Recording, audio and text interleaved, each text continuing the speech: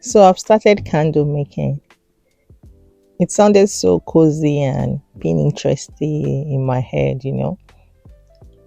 Oh, I'll just pour some wax, add some fragrance, and boom, my whole house will smell like a luxury spa. Reality check. My candles are fine. Cute, yes. Smelly, well, let's talk about that. Actually, I've been trying to master something called central, which in candle makers speak basically means, does the candle smell amazing when it's sitting there? That is what is called cultural. And does it smell amazing when it's burning? That is called ultra. And friends, my central is showing nothing. I light it and the room smells like warm wax. That's it. Apparently, there's a science to this. You can't just pour fragrance into hot wax and hope for the best. There's the wax type, the fragrance load, which is how much oil to use, the temperature you had it in at, and the cure time. Yes, candles apparently need a resting period like they are on vacation. I didn't know I needed a degree in chemistry for this hobby. My last batch, I used soy wax, added fragrance at 185 degrees Fahrenheit, poured at 135 degrees Fahrenheit, and cured for 2 weeks. However, the scent is barely there. It's like my candles are shy.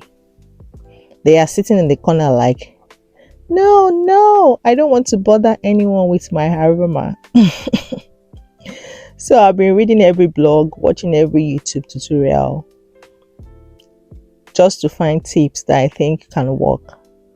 And the tips I've seen so far is to use high quality fragrance oil specifically made for candles.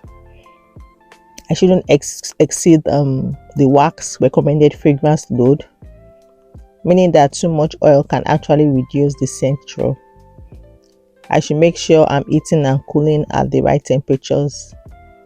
I should let my candles cure, especially for soy, for at least 1 to 2 weeks before burning. And lastly, I should test in different room sizes because some scents need a smaller space to really shine. I'm still experimenting, adjusting temperatures, trying different wax blends, and maybe being a little too generous with the fragrance oil just to see what happens. But here's the thing. Even with all the trial and error, I love this process. There's something satisfying about making something with your hands. Even if your living room smells like barely there vanilla instead of a luxury boutique. And I'm determined I will get that perfect central.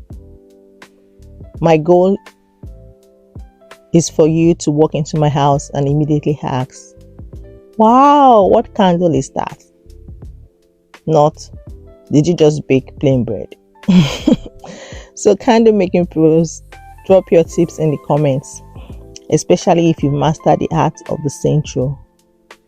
Because right now, my candles are cute, but they are basically introverts. See you next time, diary, hopefully with a stronger smelling house.